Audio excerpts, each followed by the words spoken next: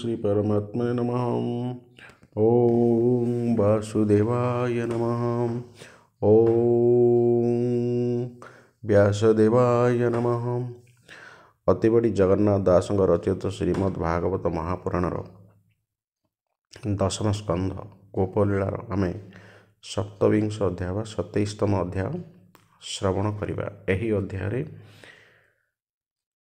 श्रीकृष्णंकर कार्यकलाप देखि गोपवासी माने चकित हो जाइथिले एवं सही विषय गोपवासी माने श्रीकृष्णंक पिता नंदक सहित आलोचना करथिले जे श्रीकृष्ण किए।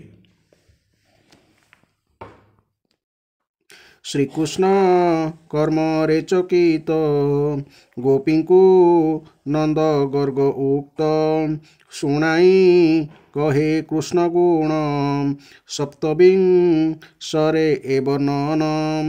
श्री शुक उवाच शुण पाण्डव चूड़ामणि नंदन दन कर्मवाणी गोपी गोपाळे रुंड होई कहती नंदंको बसाई मनुष्य नुहे तो बालक एहार कर्म मान देख केउ दे बता गोप्य होई जन्म हो इला देह बही आंभर वंशे जात होई एमंत देखिला तो नाही सातव रस तोर बला हस्तके गिरिए तोलिला नलिनी जेन्हे गज करे पर्वत तोलिला सधीरे तिनि दिनरे तोर सुत पूतना प्राण गला हत अंतुड़ी उठी आरि दिन सकट भांगी कला चूर्ण दिने को द्वारे बसिथिला तुणाब तजे हरि नेला गगने नेईता माइला शिलारे पड़ी उबुरीला दधिम धन बेले धरी रोलेबा दिला तोर नारी वृक्ष मध्यरे पशिगला जामला अर्जुन भांगिला बछाद इत बालकाले माइला कुमारंक मेले ताहाकु बक गिलुथिला बेनिफाल करी चिला धेनुका ताल बने नासी फलआ नीला मन तोषी प्रलंबा जुधे मराइला गोकुल अनलु तारिला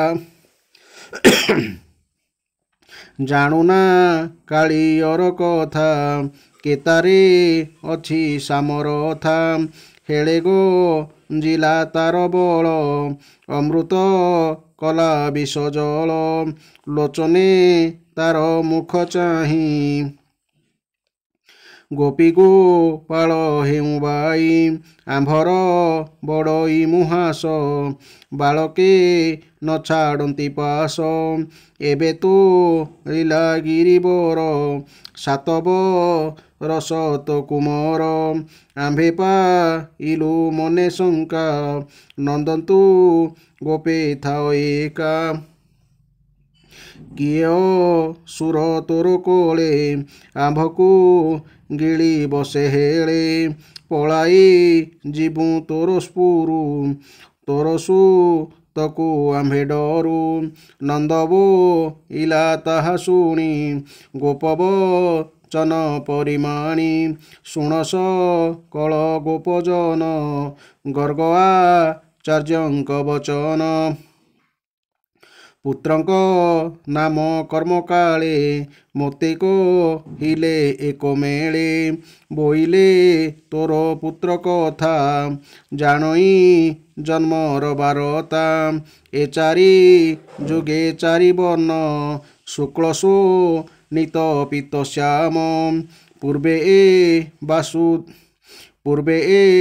वसुदेव घरे जन्मिला देवकी उदरे एहार नाम वासुदेव विदित ବୋଲନ୍ତି ସାଧବ। ଏହାର ନାମ ଗୁଣ ଯେତେ ମୁହିଁ ଜାଣଇ ଯୋଗ ମତେ। ଗୋକୁଳ ତାରିବ ଏ ଭୋଲେ ସୁଖେ ବଞ୍ଚିବ ଏହା ତୁଲେ। ପୂର୍ବେ ଦବେ ଦୁଷ୍ଟ ଭଏ ତରିଲେ ଏହା ପାଦ ଧ୍ୟାଏ। ଏହାର ପାଦେ ପ୍ରୀତି କରି ହେଳେ ତରିଲେ ଭବବାରୀ। ହେ ନନ୍ଦ ଶୁଣ ସାବଧାନ ମନୁଷ୍ୟ ନହେ ତ ନନ୍ଦନ। ଦେଖ ଏହାର ବର୍ଣ୍ଣ ଚିହ୍ନ ପ୍ରତ୍ୟକ୍ଷେ ବିଷ୍ଣୁର ସମାନ। ଏମନ୍ତ କହି ଗଲେ ମୁନି ତାହାଙ୍କ ବାକ୍ୟ ଶିରେ ଘେନି। ମଣିଲି ନାରାୟଣ ପ୍ରାୟ ତୁମ୍ଭେ ନ କର ମନେ ଭୟ। ଏମନ୍ତ ନନ୍ଦ ମୁଖୁ ଶୁଣି ଗର୍ଗବଚନ ମନେ ଗୁଣି। ନନ୍ଦ ବଚନେ ମନ ଦେଇ ଶଙ୍କା ଛାଡ଼ିଲେ କୃଷ୍ଣ ଚାହିଁ। ଆନନ୍ଦେ ଆଲିଙ୍ଗନ କରି ମାୟା ମୋହିଲେ ନରହରି। ଗୋପାଳେ ହୋଇଲେ ହରସ କୃଷ୍ଣଙ୍କୁ ଚାହିଁ ହସ ହସ। ଆନନ୍ଦେ ଶିରେ କର ଦେଇ ବୋଲନ୍ତି କୃଷ୍ଣ ତ୍ରାହି ତ୍ରାହି। ବାସବ ତ୍ରାସୁ ଯେ ତାରିଲା ପର୍ବତ କରେ ଉପାଡ଼ିଲା। ସେ ଆମ୍ଭ ରଖୁ ସର୍ବକାଳେ ଗୋରୁ ଗୋପାଳ ଏକ ମେଳେ। ଶରଣ ଗଲୁ ତାର ପାଦେ ଗୋପାଳେ ବୋଲନ୍ତି ଆନନ୍ଦେ।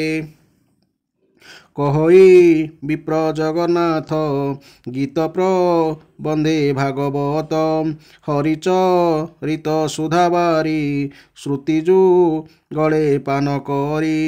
ଆନନ୍ଦ ମନେ କର ଲୟ ହେଳେ ତାରିବେ ଦେବରାୟ।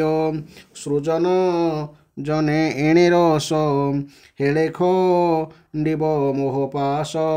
ହରିଚରଣ ଆଶ୍ରେ କର ଆଉ ନ ଥିବ ଦୁଃଖ ଘୋର। ଇତି ଶ୍ରୀମଦ୍ଭାଗବତେ ମହାପୁରାଣେ ପରମହଂସ୍ୟାଂ ସଂହିତାୟାଂ ଦଶମ ସ୍କନ୍ଧେ ଗୋପଶଙ୍କା ଖଣ୍ଡନଂ ନାମ ସପ୍ତବିଂଶୋऽଧ୍ୟାୟଃ। ବର୍ତ୍ତମାନ ଏହି ଅଧ୍ୟାୟର ଆମେ ବ୍ୟାଖ୍ୟା ଶୁଣିବା। ବ୍ୟାଖ୍ୟାରେ ଶ୍ରୀକୃଷ୍ଣଙ୍କ ପ୍ରଭାବ ବିଷୟରେ ନନ୍ଦଙ୍କ ସହିତ ଗୋପାଳମାନଙ୍କର କଥାଭାଷା ବିଷୟରେ ବର୍ଣ୍ଣନା କରାଯାଇଛି। ଶ୍ରୀ ଶୁକଦେବ କହିଚାଲିଲେ, ହେ ପରୀକ୍ଷିତ, ଭଗବାନ ଶ୍ରୀକୃଷ୍ଣଙ୍କର ଏପରି ଅଲୌକିକ କର୍ମମାନ ଦେଖି ବ୍ରଜର ଗୋପାଳମାନେ ଆଶ୍ଚର୍ଯ୍ୟଚକିତ ହୋଇଗଲେ। ସେମାନଙ୍କୁ ତ ଭଗବାନଙ୍କର ଅନନ୍ତ ଶକ୍ତି ବିଷୟରେ କିଛି ଜଣାନଥିଲା। ସେମାନେ ଏକାଠି ବସି ପରସ୍ପର ମଧ୍ୟରେ ଏହିପରି ଆଲୋଚନା କରେ, ଏ ପିଲାଟିର ଏସବୁ କର୍ମ ତ ବଡ଼ ଅଲୌକିକ। ଏଭଳି ପିଲା ଆମ ଭଳି ମୂର୍ଖ ଗାଉଲିମାନଙ୍କ ଘରେ ଜନ୍ମ ହେବାଟା ବାସ୍ତବରେ ତା ପାଇଁ ବଡ଼ ଦୁର୍ଭାଗ୍ୟର କଥା। ଏହା କିଛି ଉଦ୍ଧିତ ହେଲାନି। ଦନ୍ତାହାତୀ ପଦ୍ମଟିଏ ଉପାଡ଼ି ତା ମୁଣ୍ଡରେ ଉପରକୁ ଟେକି ଧରିଲା ପରି ଏ ଏଡ଼ିକି ବକଟେ 7 ବର୍ଷର ପିଲା ଏତେ ବଡ଼ ଗୋବର୍ଦ୍ଧନ ପର୍ବତଟାକୁ ଗୋଟିଏ ହାତରେ ଉପାଡ଼ି ଦେଇ ସେହି ଗୋଟିଏ ହାତରେ 7 ଦିନ ଖେଳିଲା ପରି ଟେକି ଧରିଲା। ଇଏ ଯେତେବେଳେ କୁନି ଛୁଆଟିଏ ହୋଇଥିଲା ସେତେବେଳେ ପରା ଭୟଙ୍କରୀ ରାକ୍ଷସୀ ପୂତନା ଆସିଥିଲା, କିନ୍ତୁ ଇଏ ଆଖି ବୁଜେଇ ଦେଇ ତା କ୍ଷୀର ତ ପିଇଗଲା ଏବଂ କ୍ଷୀର ସହିତ ତାର ପ୍ରାଣକୁ ମଧ୍ୟ ପିଇଗଲା। ଶରୀରର ଆୟୁକୁ କାଳ ଶୋଷିନେଲା ପରି ଏ ତାର ପ୍ରାଣକୁ ଶୋଷିନେଲା। ଇଏ ଯେତେବେଳେ 3 ମାସର ହୋଇଥିଲା ସେତେବେଳେ ଶଗଡ଼ ତଳେ ଶୋଇ କୁଆଁ କୁଆଁ ହୋଇ କାନ୍ଦୁ କାନ୍ଦୁ ଏପରି ଗୋଇଠାଟାଏ ମାରିଦେଲା ଯେ ସେହି ଏକା ଗୋଇଠାକେ ଏଡ଼େ ବଡ଼ ଶଗଡ଼ଟା ଓଲଟି ପଡ଼ିଲା। ଏ ଯେତେବେଳେ ମାତ୍ର ବର୍ଷକର ହୋଇଥିଲା ସେତେବେଳେ ତୃଣାବର୍ତ୍ତ ଦୈତ୍ୟ କିପରି ଖଣ୍ଡିଆଭୂତ ହୋଇ ଆମ ଏଠାକୁ ମାଡ଼ି ଆସିଥିଲା ଓ ଏହାକୁ ଆକାଶକୁ ଉଡ଼ାଇ ନେଇଥିଲା ତାହା ତ ଆମେ ସମସ୍ତେ ଜାଣୁ। କିନ୍ତୁ ଦୈତ୍ୟ କ'ଣ ୟାକୁ ମାରିବ, ଇଏ ତାକୁ ତଣ୍ଟି ଚିପି ମାରିଦେଲା। ଆଉ ଇଏ ଲବଣୀ ଚୋରି କରିବାରୁ ଯଶୋଦାରାଣୀ ଯେତେବେଳେ ୟାକୁ ଉଦୁଖଳରେ ବାନ୍ଧିଦେଲେ ସେତେବେଳର ଘଟଣା ବି ସମସ୍ତେ ଜାଣନ୍ତି। ଏ ଆଣ୍ଠେଇ ଆଣ୍ଠେଇ ଯାଇ ଅର୍ଜୁନ ଗଛ 2ଟା ମଝିରେ ପଶିଗଲା ଯେ ଏହାର ଟଣାରେ ଏଡ଼େ ବଡ଼ ଗଛ 2ଟା ଉପୁଡ଼ି ପଡ଼ିଲା। ଟିକିଏ ବଡ଼ ହେଲା ପରେ ଇଏ ଯେତେବେଳେ ବଳରାମଙ୍କୁ ସଙ୍ଗରେ ନେଇ ଆମ ପିଲାଙ୍କ ସହିତ ବାଛୁରୀ ଚରେଇବାକୁ ଯାଇଥିଲା ସେତେବେଳେ ଏହାକୁ ମାରିଦେବା ନିମନ୍ତେ ଗୋଟିଏ ରାକ୍ଷସ ବଗରୂପ ଧରି ଆସିଥିଲା। କିନ୍ତୁ ଇଏ 2 ହାତରେ ତା ଥଣ୍ଟକୁ ଧରି ଘାସଟିଏ ଚିରିଲା ପରି ତାକୁ 2 ଫାଳ କରି ଚିରିଦେଲା। ଆଉ ଥରେ ଏହାକୁ ମାରିଦେବା ନିମନ୍ତେ ଗୋଟିଏ ଅସୁର ବାଛୁରୀ ରୂପରେ ଗୋଠରେ ପଶିଗଲା। ଇଏ କିନ୍ତୁ ତାକୁ ଖେଳିଲା ପରି ଧରି ପକାଇ କଇଁଥ ଗଛରେ ପିଟିଦେଲା ଯେ ଅସୁର ତ ମଲା, ସେଇ ଏକା ମାଡ଼କେ କେତେଟା କଇଁଥ ଗଛ ମଧ୍ୟ ଉପୁଡ଼ି ପଡ଼ିଲା। ଇଏ ବଳରାମଙ୍କ ସହିତ ମିଶି ଗଧ ରୂପରେ ରହୁଥିବା ଧେନୁକାସୁର ଓ ତାର ଭାଇବନ୍ଧୁକୁ ମାରିଦେଲା ଏବଂ ପାଚିଲା ତାଳ ଖୁନ୍ଦି ହୋଇ ରହିଥିବା ତାଳବନକୁ ସମସ୍ତଙ୍କର ଉପକାରରେ ଲଗାଇ ଦେବା ସହିତ ତାହାକୁ ମଙ୍ଗଳମୟ କରିଦେଲା। ଟିକିଏ ବଡ଼ ହେଉ ହେଉ ଏହି କୃଷ୍ଣ କ୍ରୂର ପ୍ରଳମ୍ବାସୁରକୁ ବଳରାମଙ୍କ ଦ୍ୱାରା ମରାଇଦେଲା ଏବଂ ଦାବାନଳରୁ ଗାଈଗୋରୁଙ୍କୁ ଆମ ପିଲାମାନଙ୍କୁ ଉଦ୍ଧାର କଲା। ଯମୁନା ଜଳରେ ରହୁଥିବା କାଳିଅନାଗ କେଡ଼େ ବିଷାକ୍ତ ନଥିଲା, କିନ୍ତୁ ଇଏ ତା ଗର୍ବ ଭାଙ୍ଗିଦେଇ ତାକୁ ସେହି ହ୍ରଦରୁ ବାହାର କରିଦେଲା ଏବଂ ଯମୁନା ଜଳକୁ ସବୁଦିନ ପାଇଁ ବିଷଶୂନ୍ୟ କରିଦେଲା। ହେ ନନ୍ଦରାଜ, ଆମେ ଏକଥା ବି ଦେଖୁଛୁ ଯେ ତୁମର ଏହି ଶ୍ୟାମଳ ସୁନ୍ଦର ପୁଅଟିକୁ ଆମ ବ୍ରଜର ସମସ୍ତେ ଭଲ ପାଆନ୍ତି। ପୁଣି ତାର ବି ଆମ ଉପରେ ଖୁବ୍ ସ୍ନେହ ରହିଛି, କିନ୍ତୁ ଏହାର କାରଣ କ'ଣ ଆପଣ କହିପାରିବେ କି?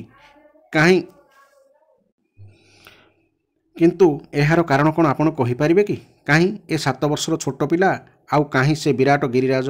ଇଏ ପରା ସେହି ପର୍ବତଟାକୁ 7 ଦିନ ଯାଏ ଟେକି ଧରିଲା। ହେ ବ୍ରଜରାଜ, ଏଇଥିପାଇଁ ତୁମେ ପୁଅ ବିଷୟ ନେଇ ଆମ ମନରେ ବଡ଼ ସନ୍ଦେହ ଉଠୁଛି। ନନ୍ଦ କହିଲେ, ଭାଇମାନେ, ମୋ କଥା ଟିକେ ମନ ଦେଇ ଶୁଣ, ତାହେଲେ ମୋ ପୁଅ ବିଷୟରେ ଆପଣମାନଙ୍କର ସନ୍ଦେହ ଦୂର ହୋଇଯିବ। ମୋ ପୁଅକୁ ଦେଖି ଗର୍ଗାଚାର୍ଯ୍ୟ କହିଥିଲେ, ତୁମର ଏହି ପୁଅଟି ପ୍ରତ୍ୟେକ ଯୁଗରେ ଦେହ ଧରିଥାଏ।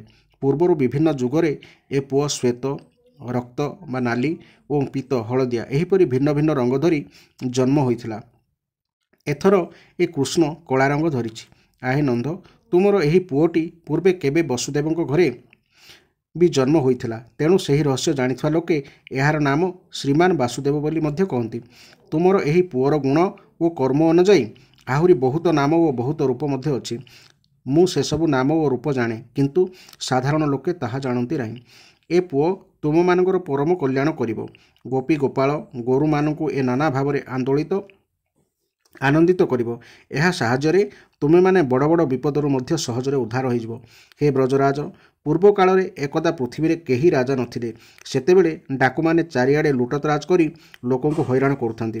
ସେତେବେଳେ ତୁମର ଏହି ପୁଅ ସଜ୍ଜନମାନଙ୍କୁ ରକ୍ଷା କରିଥିଲା ଏବଂ ଏହାରି ବଳ ପାଇ ଲୋକେ ଲୁଟପାଟ କରୁଥିବା ଡାକୁମାନଙ୍କୁ ଜୟ କରିଥିଲେ। ହେ ନନ୍ଦ, ଯେଉଁମାନେ ତୁମର ଏହି କଳା କାହ୍ନୁଟିକୁ ପ୍ରେମ କରନ୍ତି, ସେମାନେ ସତରେ ବଡ଼ ଭାଗ୍ୟବାନ।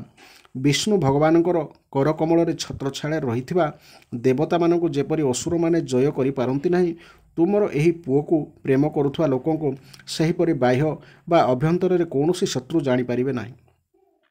ନନ୍ଦ ମହାଶୟ, ଗୁଣ, ଐଶ୍ୱର୍ଯ୍ୟ ଓ ସୌନ୍ଦର୍ଯ୍ୟ ଦୃଷ୍ଟିରୁ, କୀର୍ତ୍ତି ଓ ପ୍ରଭାବ ଦୃଷ୍ଟିରୁ, ଯେକୌଣସି ଦୃଷ୍ଟିରୁ ଦେଖନା କାହିଁକି, ତୁମର ଏହି ପୁଅ ହେଉଛି ସ୍ୱୟଂ ଭଗବାନ ନାରାୟଣଙ୍କ ସମାନ। ତେଣୁ ଏହି ବାଳକର ଅଲୌକିକ କାର୍ଯ୍ୟାବଳୀ ଦେଖି ଆଶ୍ଚର୍ଯ୍ୟାନ୍ୱିତ ହେବ ନାହିଁ।